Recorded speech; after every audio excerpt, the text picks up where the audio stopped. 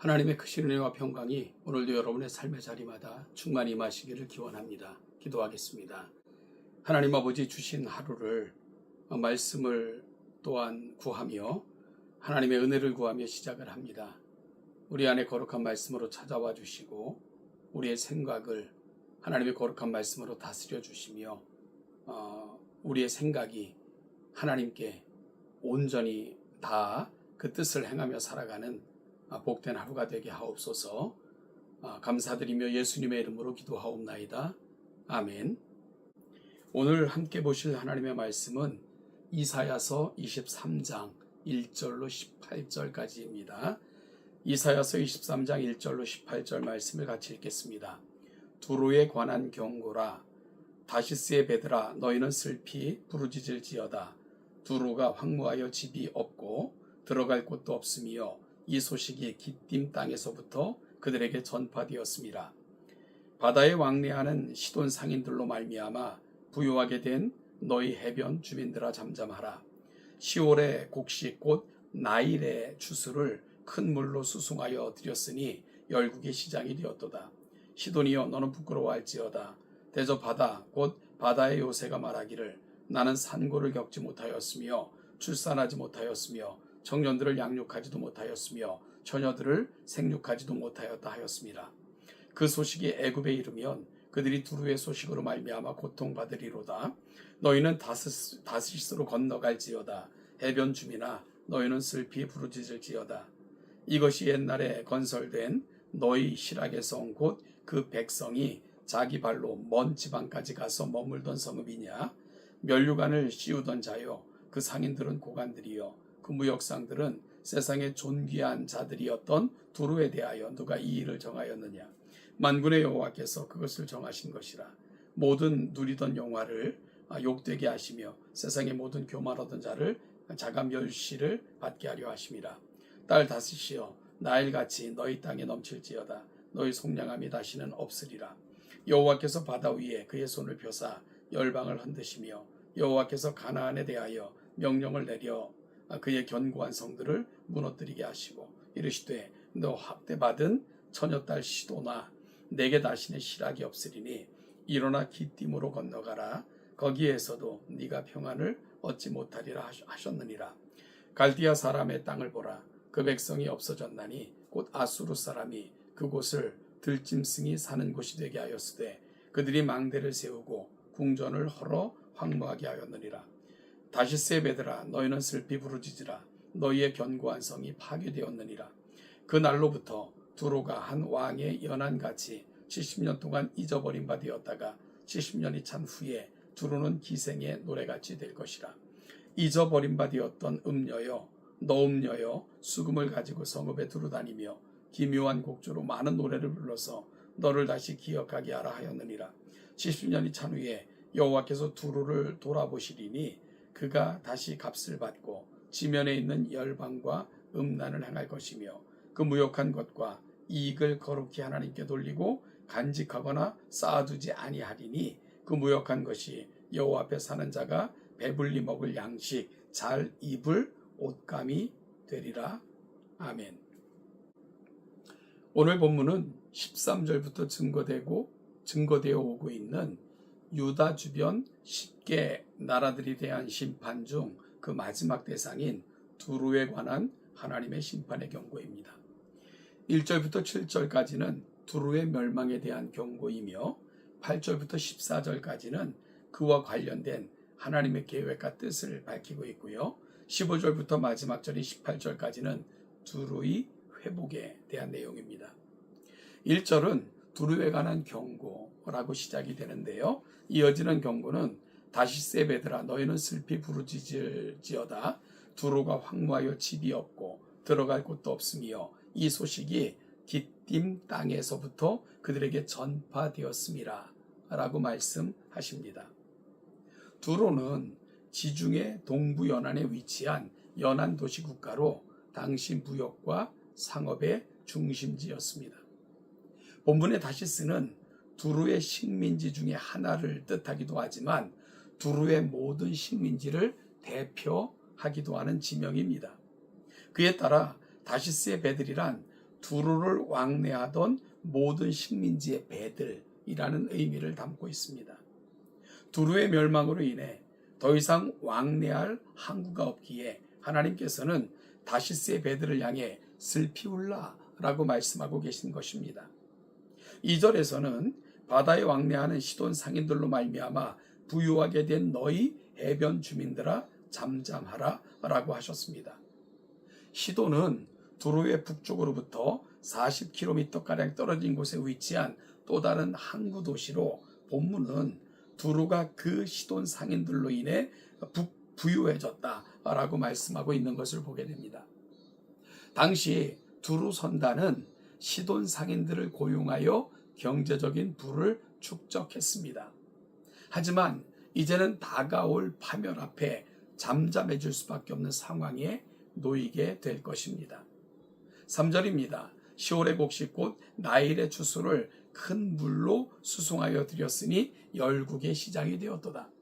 시올은 나일강을 가리키는 것으로 애굽인들은 수출할 곡식을 나일강 입구에서 운반해 왔습니다.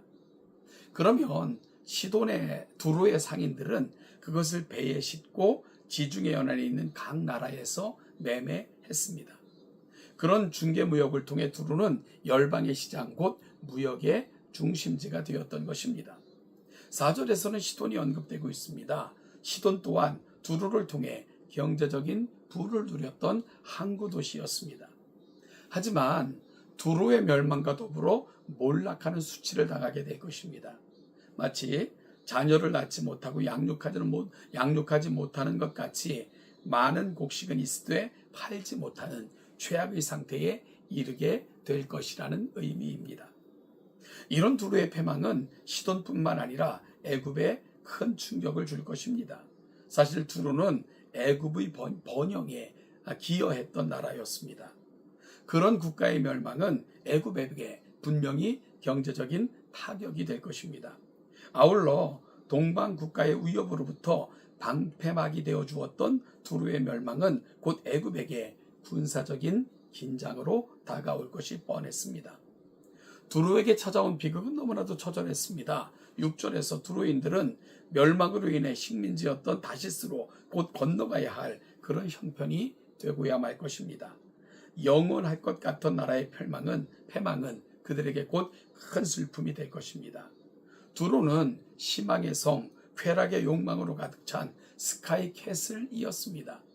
한편으로 그 백성이 자기 발로 먼 지방까지 가서 머물 정도로 많은 식민지를 건설하고 통치했던 경제 대국이었습니다.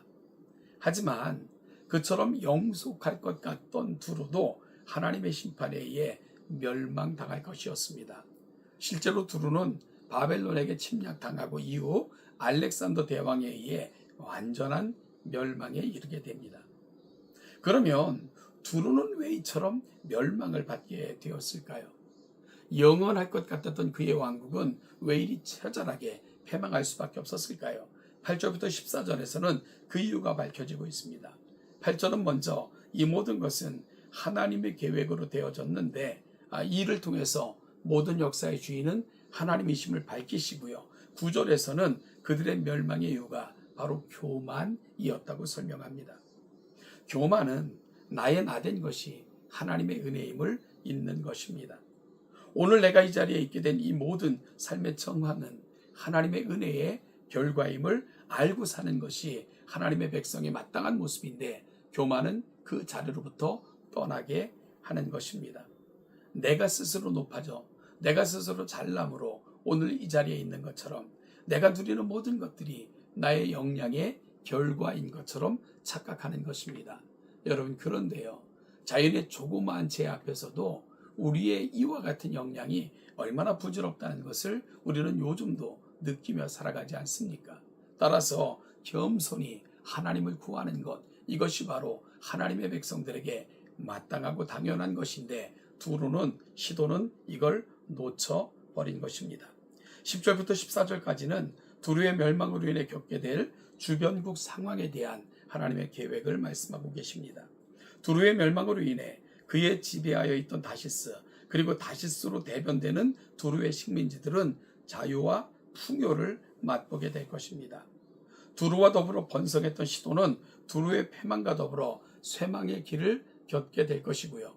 결국 그 어느 곳에서도 평안을 얻지 못하는 비참한 처지로 전락하게 될 것입니다. 마치 아수르가 바벨론에 의해 굴욕적으로 파괴되었던 것처럼 두루의 종말처럼 또한 그렇게 확실하게 진행될 것입니다. 그런데요, 이어지는 15절부터 18절은 두루의 회복에 대한 말씀입니다. 그날부터 두루가 한 왕의 연한같이 70년 동안 잊어버린 바 되었다가 70년이 찬 후에는 두루는 기생처럼 노래하게 될 것이라 라고 말씀합니다. 두루에 대한 심판은 심판 자체로 끝나는 것이 아니었습니다. 하나님의 회복이 전제된 그런 심판이었고요.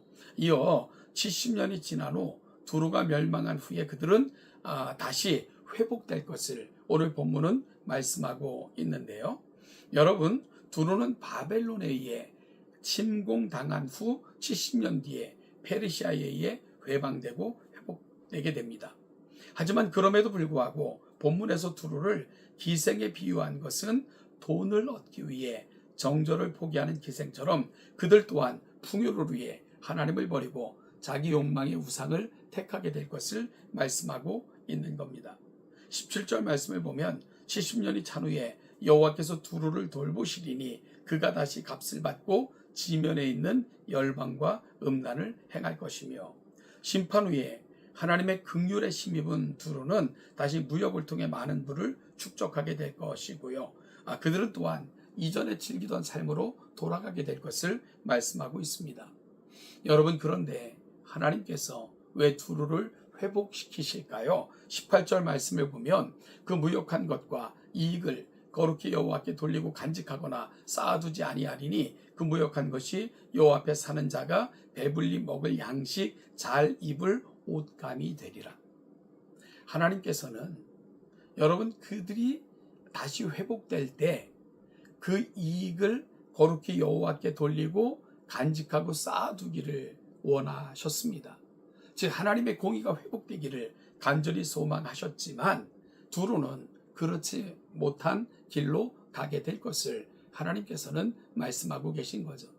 하나님께서는 그들을 회복시키실 때 거룩한 뜻과 거룩한 마음을 그들에게 보여주셨지만 그들은 이 하나님의 마음을 온전히 이루지 못하며 간직하지 못하게 될 것입니다.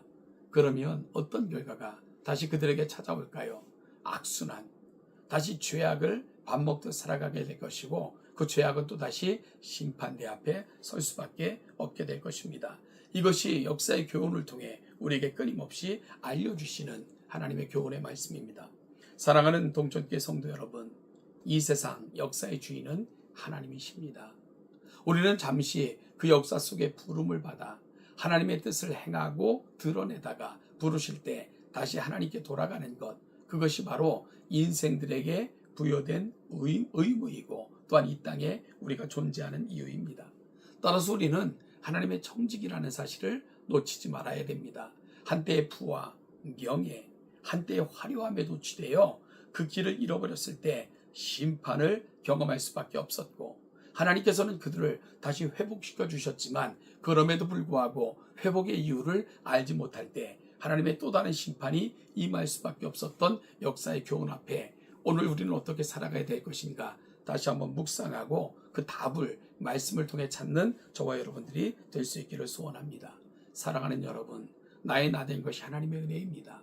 따라서 겸손히 하나님을 구하며 역사의 주인 되신 하나님 앞에서 그 뜻이 온전히 이루어지기를 갈망하며 도구로 사용되기를 기대하는 것, 이것이 바로 오늘 우리가 나아가야 될 삶의 방향 아니겠습니까? 놓치지 않고 잊지 않고 이 길을 걸어 하나님을 영화롭게 하고 은혜의 거룩한 통로가 되어주는 저와 여러분, 우리 동천교회의 귀한 성도들이 되시기를 주님의 이름으로 축복합니다.